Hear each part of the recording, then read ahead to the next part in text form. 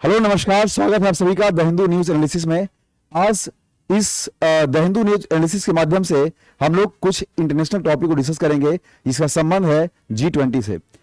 इस सेशन में हम लोग मेनली फोकस करते हैं करंट अफेयर्स के साथ साथ द हिंदू के कुछ इंपॉर्टेंट वोकैबुलरीज जो आपको हेल्प करेगा आपकी अंडरस्टैंडिंग को बूस्ट करने में। तो आज है 2 दिसंबर, है ना, और उसी में से कुछ हमने टॉपिक को यहाँ पर लिया है। दो तीन बातों का यहाँ पर आपको ध्यान रखना है कि जब भी आप इस सेशन को पूरा देखते हैं, पढ़ते हैं, तो यहाँ से वोकैबुलरीज के साथ साथ करंट्स के न्यूज को भी आप लोग एनालाइज करते हैं या फिर उन टॉपिक से आप जुड़ते हैं। लेकिन मेरा ये मानना है कि आपको अपनी अंडरस्टैंडिंग पे पहले ज्यादा फोकस करने की जरूरत है, और जब हम इसको लाइन बाय लाइन एक एक चीज पढ़ करके वहां से ग्रामर को चीजों को बाहर निकालते हैं, कुछ वोकैब्स को बाहर निकालते हैं, सेंटेंस के स्ट्रक्चर को फोकस करते हैं, तो आपको भी उस तरीके से चीजों को क्या करना है, इंप्लीमेंट करना है और प्रैक्टिकल तरीके से यूज करना है ताकि वो चीजें आपके लिए ज्यादा बेनिफिशियल रहे। तो इस वीडियो को आप लोग अधिक से अधिक बच्चों तक जोड़िए, फैलाइए, इसको शेयर करिए ताकि ये इसका लाभ हर लोगों को मिल सके। चलिए आगे बढ़ते हैं हम लोग इस सेशन में। हर दिन की तरह एक मोटिवेशन कोट से आगे बढ़ते हैं। क्या लिखा है? If you want to succeed you should strike out on new paths rather than travel the warm paths of accepted success। अगर आप जीवन में सफल होना चाहते हैं तो आपको अपने द्वारा नए रास्ते बनाने पड़ेंगे, क्योंकि बने बनाए रास्तों पर अगर चलेंगे आप तो आपकी मंजिल शायद उतनी बेहतर नहीं होगी या फिर सफलता आपको नहीं मिल पाएगी। इसीलिए अगर जीवन में बहुत बड़ी सफलता हासिल करना चाहते हैं, कुछ बड़ा करना चाहते हैं, तो आपको अपने रास्ते खुद तैयार करने पड़ेंगे और उस रास्ते पर आपको अल्टीमेट सफलता मिलेगी ही, इसमें कोई डाउट नहीं है। ठीक है, चलिए आगे बढ़ते हैं फिर। ये कुछ टॉपिक है G20, है ना। आप जानते हैं G20 क्या संगठन, ऑर्गेनाइजेशन है। तो ये टॉपिक है, ध्यान दीजिए क्या लिखा है। G20 presidency unparalleled, a crucial responsibility says EAM। EAM means external affairs minister, यानी विदेश मंत्री। ठीक है, जयशंकर। अब यहां पर एक ग्रामर का कॉन्सेप्ट है जो ध्यान रखिए आप लोग। रेस्पॉन्सिबिलिटी ITY से अंत किया है, इसका मतलब नाउन है ये। क्रूशियल AL से अंत किया है, ये एडजेक्टिव है, और उसके ठीक पहले आर्टिकल का यूज किया गया है। कॉन्सेप्ट हमारा क्या है? नाउन के पहले एडजेक्टिव, उसके ठीक पहले आर्टिकल का यूज करेंगे, यही हमारा पैटर्न है। ठीक है, और यहां पर आपको एक बात और ध्यान रखना है इसमें कि ये जो शब्द है इसका हिंदी क्या होता है? जिम्मेदारी, और क्रूशियल मतलब होता है एडजेक्टिव, निर्णायक। तो ये वाला कॉन्सेप्ट आपको ध्यान रखना है ताकि वो चीजें हेल्प करे।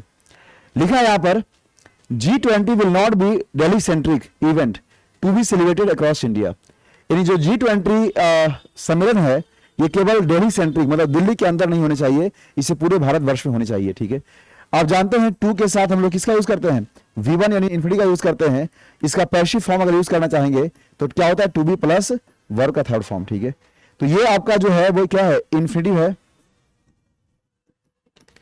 ये आपका है इन्फिनिटिव, और इसी इन्फिनिटी का क्या है? ये पैसिव फॉर्म है।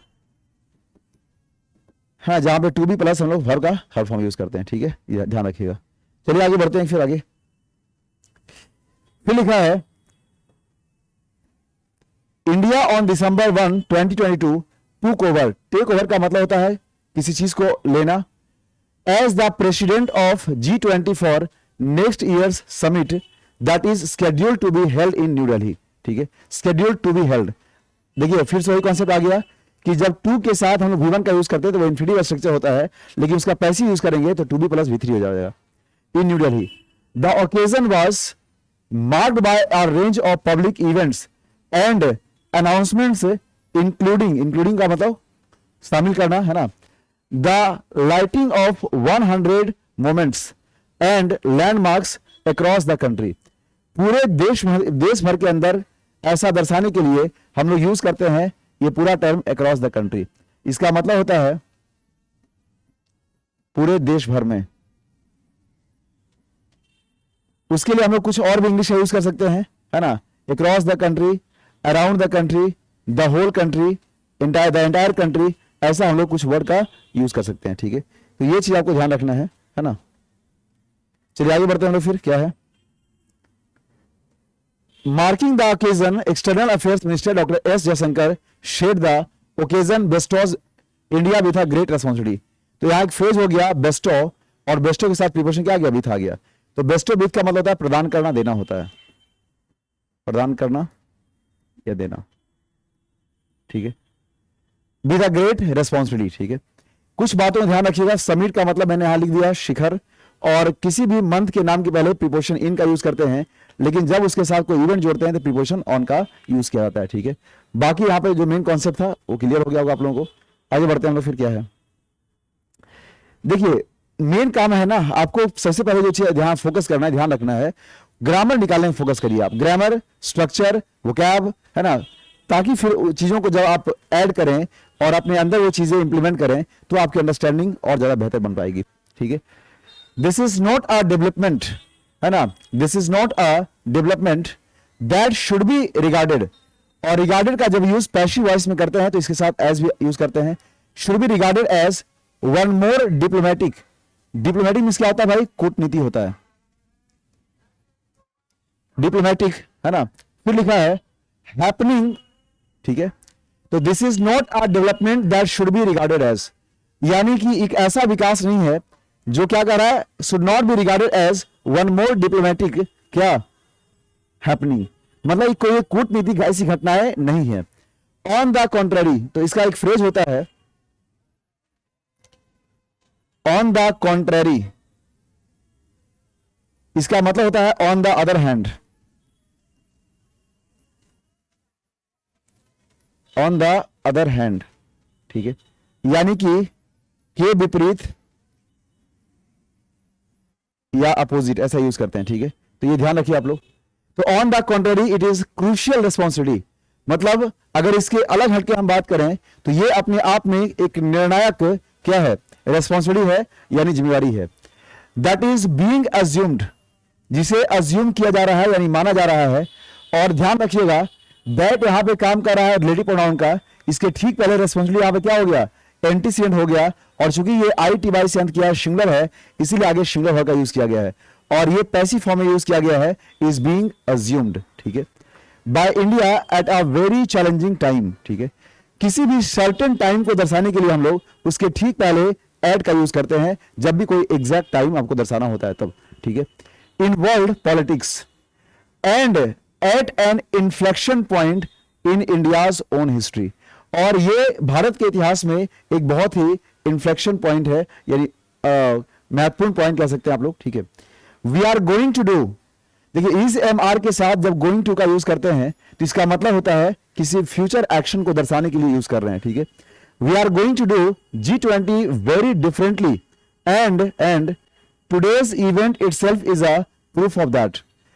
इनका कहना है कि हम लोग G20 को बहुत ही अलग तरीके से करने जा रहे हैं और आज का जो इवेंट हुआ है ये इसका मिसाल भी है, जैसा कि इसमें काफी कुछ चीजें देखने को मिली है। Said external affairs minister doctor S Jaishankar at a university connect event to mark the occasion, है ना।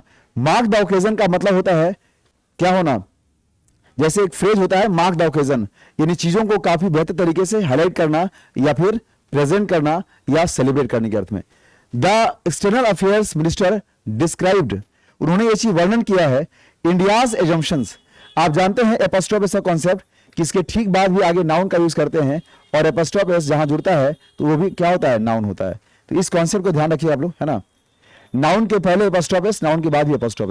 India's assumption of G20 presidency as an unparalleled event, ठीक है, एक ऐसे इवेंट के बारे में बात कर रहे हैं जो क्या है, अनपैरेलल्ड है, यानी उसकी कोई तुलना नहीं की जा सकती है। ठीक है, तो उम्मीद है चीजें क्लियर हो गया होगा। जो भी vocab, grammar, relative pronoun, conjunction का यूज करते हैं उसको फोकस करना है आपको। ठीक है, चलिए आगे बढ़ते हैं। फिर देखिए बार बार अगर देखा जाए तो दो तीन चीजें हमेशा पैरेलल यूज होते रहता है, like relative pronoun, conjunction, syntax का यूज, है ना, ये सब चीज। In an article published by the Hindu, ठीक है, जैसा कि द हिंदू का हम लोग आर्टिकल पढ़ रहे हैं, prime minister Modi had described, उन्होंने भी ऐसा वर्णन किया था, India's agenda at the G20, ठीक है, यानी भारत के जो एजेंडा है, भारत का जो मुद्दा है G20 में वो क्या है, as an inclusive, ambitious, action oriented, यानी समावेशी, एम्बिशियस का मतलब महत्वाकांक्षी और एक्शन ओरिएंटेड का मतलब होता है अपने कार्य के प्रति क्या होना, काफी डेडिकेटेड होना। ठीक है, एंड एडेड, उन्होंने एक बात और कहा था, during our G20 presidency we shall present India's experiences, मतलब जब भी ऐसा इवेंट होगा तो हम अपने इंडियाज के एक्सपीरियंसेस को क्या करेंगे, वहां शेयर करेंगे, साझा करेंगे, अपने लर्निंग्स को करेंगे साझा, and models as possible templates, है ना, फॉर अदर्स, और हमारी जो चीजें हैं, हमारी जो डिजाइन है, यानी हमारी जो लर्निंग्स है, ये दुनिया के लिए टेम्पलेट्स का यानी मॉडल्स के रूप में काम करेगी, यानी कि एक बेहतरी के रूप में प्रस्तुत करेगी। ठीक है, पार्टिकुलरली द डेवलपिंग वर्ल्ड, विशेष तौर पर किनके लिए, जो विकासशील देश हैं, है ना। और G20 priorities will be saved in a consultation with not just our G20 partners, यानी G20 हमारी जो प्रायोरिटीज है विल बी सेव्ड, उसे आकार दिया जाएगा, पैसिव में यूज किया है, इन कंसल्टेशन विथ, के परामर्श से, not just our G20 partners, ना केवल हमारे G20 पार्टनर्स के साथ, but also our fellow travellers, यानी जो हमारे साथी हैं, जो हमारे संग चलने वाले लोग हैं, है ना, उनके लिए भी। The global south whose voice often goes unheard, जिनकी बातें शायद ऐसे ऐसे इवेंट्स या सम्मेलन में नहीं सुनी आती है ना, उनके लिए हम लोग क्या करेंगे, एक साथ खड़े होकर के उनके वॉइस को भी रेस करने का काम करेंगे। और विशेष तौर पे जितने भी विकासशील देश हैं उसके लिए ये एक्सपीरियंसेस या लर्निंग बहुत ही काम करेगी। ठीक है, आगे बढ़ते हैं हम लोग। फिर लिखा है mister Jaishankar said G20 brings together, है ना, leading economies of the world. ठीक है, leading economies of the world, ध्यान रखिए आगे फिर क्या लिखा है, and includes 2/3 of the world's population, मतलब जिसमें भारत की लगभग पूरी दुनिया की 2/3 जो आबादी है ना, की इकोनॉमी लगभग इसके अंतर्गत शामिल है। India has invited Bangladesh, Mauritius, Egypt, Singapore, Nigeria, Netherlands, Oman, Spain, और क्या लिखा है भाई, द यूनाइटेड अरब एमिरेट्स, यानी कि UAE। ठीक है, इन सबको इनवाइट किया है। ही शेड अपार्ट फ्रॉम का यूज एक साथ करते हैं हम लोग किसी से अलग होने के अर्थ में या फिर डिफरेंट होने के अर्थ में। He said apart from the summit, उन्होंने शिखर वार्ता से अलग होकर कुछ बात कही है। There will be around 200 events to mark India presidency of the G20। ठीक है, तो चलिए इसमें ज्यादा कुछ था नहीं, आगे बढ़ते हैं। फिर लिखा है उसके बाद, देखिए बहुत छोटी छोटी चीजों को हम लोग पढ़ रहे हैं केवल यहां पर, है ना। This is actually a gathering of extraordinary importance, importance ANC से अंत किया है तो नाउन है ये, और यहां पर लिखा है एक्स्ट्रा ऑर्डिनरी ARY, यानी ए भी काम करेगा किसका, एडजेक्टिव का। ठीक है, तो लिखा है पर this is actually a gathering of extraordinary importance and one that is unparalleled in our history, मतलब ये जो गैदरिंग है, जो मतलब इवेंट हो रहा है, ये भी अपने आप में काफी बड़ा महत्व रखता है। And one that is unparalleled in our history, और ये हमारे इतिहास में काफी एक अनपैरेलल्ड है, यानी काफी अनोखा या अद्वितीय घटना है। But this is not the collective weight, ठीक है, लेकिन ये केवल एक सामूहिक भार नहीं कह सकते आप, दैट पार्टिसिपेंट्स, है ना, उन पार्टिसिपेंट्स के ऊपर, that you should take note of, जिसे आपको देखने या फोकस करने की जरूरत है। द वेरी प्रोसेस, वेरी का मतलब beginning process of holding the G20 itself is a uniquely impactful, मतलब इसका जो आप G20 का सम्मेलन करना, इवेंट करवाना, ये अपने आप में क्या है, काफी ज्यादा प्रभावकारी है, इंपैक्टफुल है। There will be the G20 summit in September, है ना, 2023 in new Delhi, but in addition there are almost 200 meetings at various other levels to ministers and officials to domain experts, civil society and of course the youth. यहां लिखा है, देखिए चीजों को ध्यान रखिए आप लोग, कि जो 2023 में इवेंट होने वाला है दिल्ली में, है ना, उसका क्या मोटो है भाई, in addition there are almost 200 meetings, जहां लगभग 200 मीटिंग्स होने वाले हैं at various other levels, minister का मीटिंग होगा, ऑफिशियल्स का मीटिंग्स होगा, है ना, जितने भी डोमेन एक्सपर्ट्स हैं उसके अलग अलग रेंज के लोग, सिविल सोसाइटी होंगे, और स्पेशली यूथ के लिए चीजें कवर की जाएंगी। ठीक है, चलिए आगे बढ़ते हैं, फिर क्या कह रहा है, गिवन इट्स सिग्निफिकेंस, इसकी अपनी महत्ता को बताते हुए, we would like G20 to be not a Delhi centric event, तो उनका कहना है कि हम चाहते हैं कि ये जो केवल दिल्ली सेंट्रिक इवेंट ना हो, ये लगभग हर जगह पे सेलिब्रेट किया जाए, मतलब उसे आयोजित किया जाए, but one that is celebrated across the width and breadth of our country, मतलब लगभग भारत के हर हिस्सों में, भारत के हर जगहों पे इसे किया जाना चाहिए। ठीक है, said mister Jaishankar, the country wide, यानी पूरे देश भर में व्यापक तौर पे, wide spread, the country wide spread of the event will help, है ना, जो हेल्प करेगा Indian citizens to understand that as the result of means क्या होता है, के परिणाम स्वरूप, the G20 India will be more world ready and the world more India ready. ठीक है, कितना अच्छा लाइन लिखा, देखिए, ऐसा करने से क्या होगा, जब हम पूरे भारतवर्ष में ऐसे मतलब G20 के आयोजनों को करेंगे तो इससे क्या होगा, हमें ये हेल्प करेगा इंडियन सिटीजन्स को क्या करने में, ये समझने में that as a result of the G20 कि इसका क्या एग्जैक्टली परिणाम के सामने आता है। और इससे India will be more world ready, मतलब भारत दुनिया के लिए क्या होगा, एक तैयार देश के रूप में वहां होगा। कहने का मतलब यह है भारत उसमें भी अग्रणी होगा और दुनिया में भी भारत का नाम अग्रणी रूप से लिया जाएगा इसके तहत। ठीक है, फिर क्या रहा है यहां पर, देखिए ध्यान से, शेड अपार्ट फ्रॉम, ठीक है, द मेन इवेंट, अच्छा सोर्सेस, हाँ sources said apart from the main event and preparatory conferences. The G20 summit will also include side events and civil society related events discussions to make full use of, देखिए यहाँ phrase आ गया है full use of, ठीक है, ये ध्यान रखिए आप लोग, है ना, मतलब एक होता है फ्रेज मेक यूज ऑफ,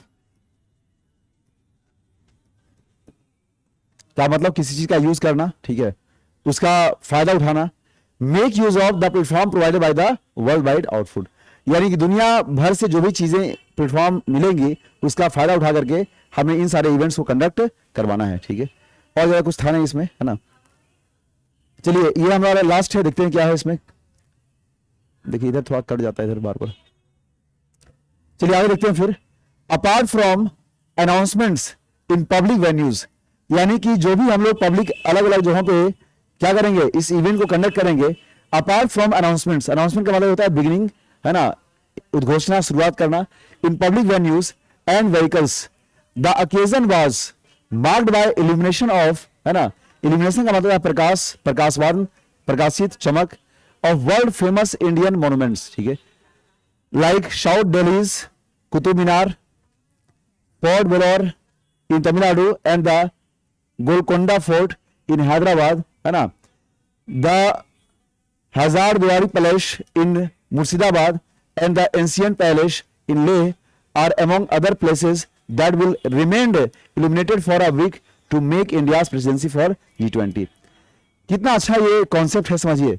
मतलब जब G20 शिखर सम्मेलन भारत के अलग अलग देशों, सॉरी भारत के अलग अलग शहरों में, राज्यों में अगर सेलिब्रेट किया जाएगा तो वहां होने वाले जितनी भी अलग अलग फेमस मोन्यूमेंट्स है, जगह है, वो भी काफी इल्यूमिनेट होगा या फिर वो भी दुनिया के नजर में आएगा, ताकि लोग वहां पे ट्रैवलर्स या विजिटर्स वहां विजिट करने जाएं और इस हमारे देश की जो इकोनॉमी है वहां बूस्टअप मिल सके। तो अल्टीमेटली हमारा टारगेट इसमें यही था, ठीक है ना। चलिए तो ये कंप्लीट हमारा सीरीज था और उम्मीद है कि चीजें आपको क्लियर हो गई होंगी। मैं फिर से ये बात कहना चाहूंगा कि आप इस पूरे सेशन को जब पढ़ते हैं और समझते हैं, मेरा मोटो भी होता है यहाँ से कि आपको लाइन बाय लाइन चीजों को बता करके, एनालाइज करके आपको उसके अंडरस्टैंडिंग को और ज्यादा बेहतर करना, ताकि आपकी इंग्लिश और बेहतर बन सके। चलिए, थैंक्स फॉर वॉचिंग, और इस वीडियो को अधिक से अधिक लोगों तक शेयर करिए ताकि इसका फायदा सबको मिल सके। मिलते हैं अगले क्लास में। Thank you so much.